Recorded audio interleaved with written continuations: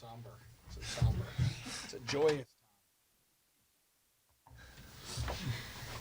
Longwood University head coach Griff Aldrich, Waylon Napper, Simon Zapala, and Michael Christmas. Coach. Well, I don't know what to say. Just an amazing performance by the guys. We talked about effort, toughness. I'll be honest, I stole it from Tony Shaver, my college coach and former William and Mary coach. But effort, toughness, and execution. And I think that was the difference. I think we came out and absolutely played with an aggressive mindset. We played with incredible activity. So I thought our effort was tremendous. I thought we were extremely tough. 3 games in 3 days. And I think the thing that is really unique is last night's game was emotional. And sometimes it's hard to come back after you play an emotional game. You expend too much. And the reality is these guys, I'm not sure we couldn't have played another 40 minutes. They were the way they were playing. And there was just a dog mentality across the board. And I thought it was tremendous. Thanks, Coach. Any questions?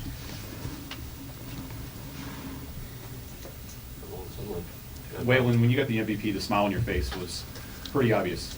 It lit up the entire place. And just the love that you got from your teammates after all that. What does all this mean to you right now? It means a lot. First, I'm thankful. I give all my thanks to God. He blessed me on this journey. I came here last year not knowing what to expect. It was rough for me a little bit, but, I stuck with Coach. Coach stuck with me. He trusted me. I trusted him. And we built a bond, and we're here now. But we lost a brother today. We didn't lose him, but he wasn't here with us today, E.T., Elijah Tucker. We just said we're going to do this for him. We're going to come out, hit them first, and just be dogs from the get-go.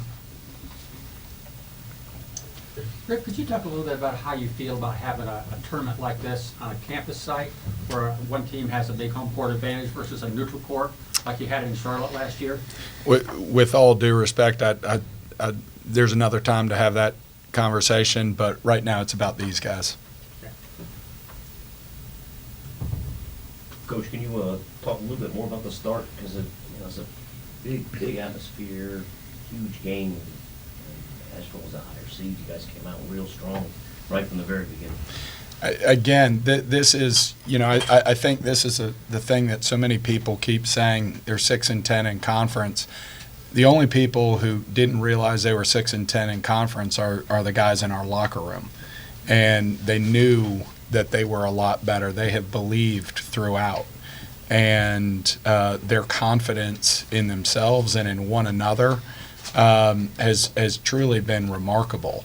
And so I probably quibble a little bit with the premise of your question. I just kind of meant just like I didn't. The start was strong, and not that it was surprising, but it was about the game. Yeah. It was a little bit. Yeah. And I sorry, I didn't mean to be offensive. I thought.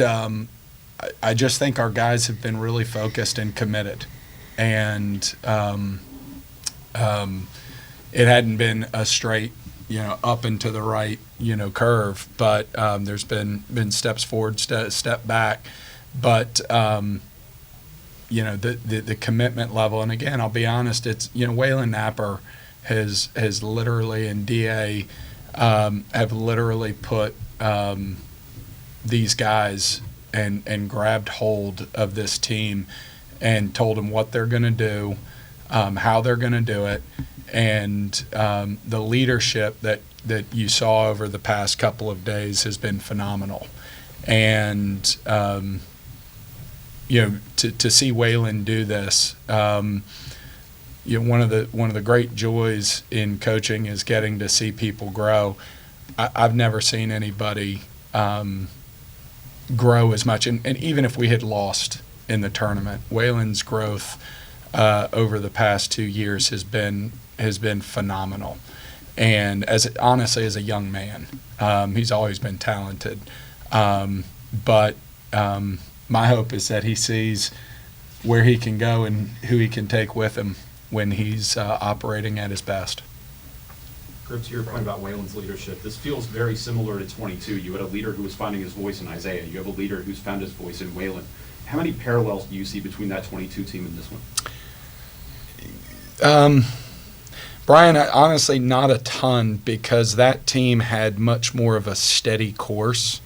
We had a lot more continuity. We were adding a couple of pieces with Isaiah and Jordan Perkins.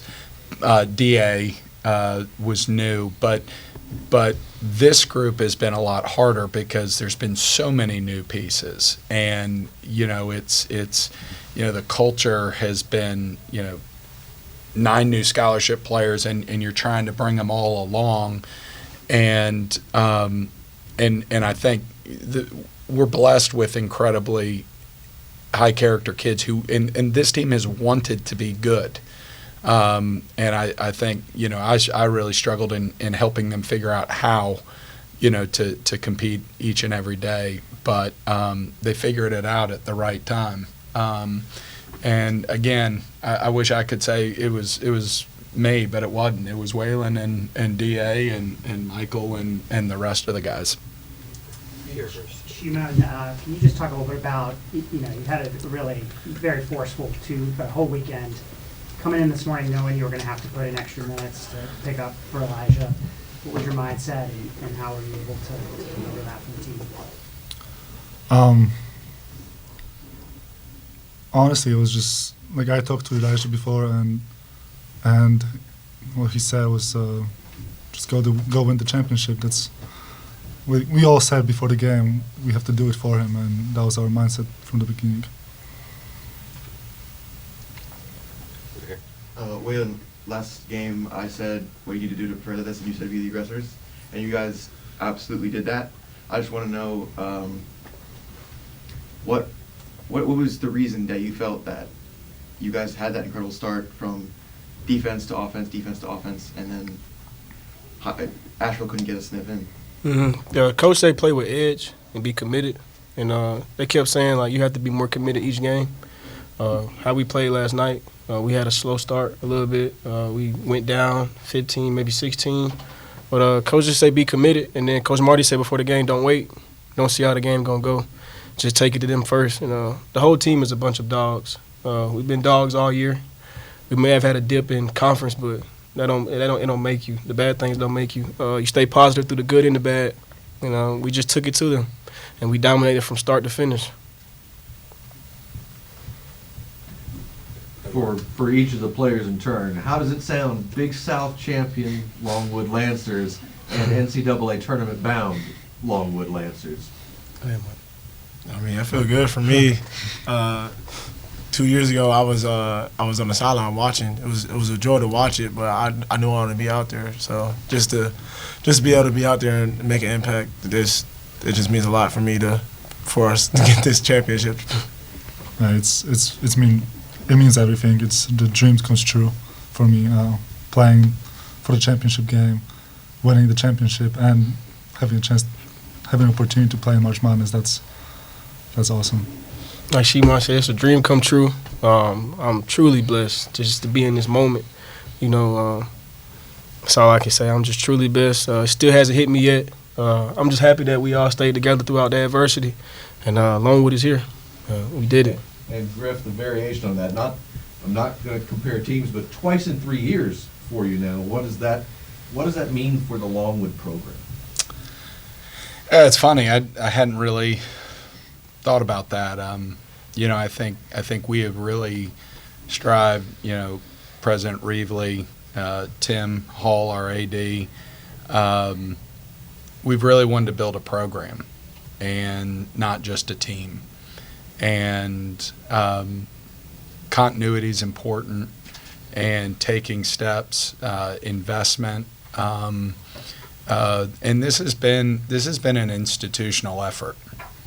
And so I think this is extremely rewarding, I hope, for the entire, a lot of people, not just the guys and women in the men's basketball department, but in a lot of departments where people have really worked hard to try to build this program. And 2 and 3 is phenomenal. And to also think about where we were when the journey started is I thank God. I think His hand's been on us, and I think He has blessed us at a lot of different turns. And we've been really fortunate to recruit really good kids who have represented us well, and we've been fortunate to have things go our way. And so it's huge. All right. Gentlemen, congratulations. Thank you. Thanks. Thank you. Good luck in the next one.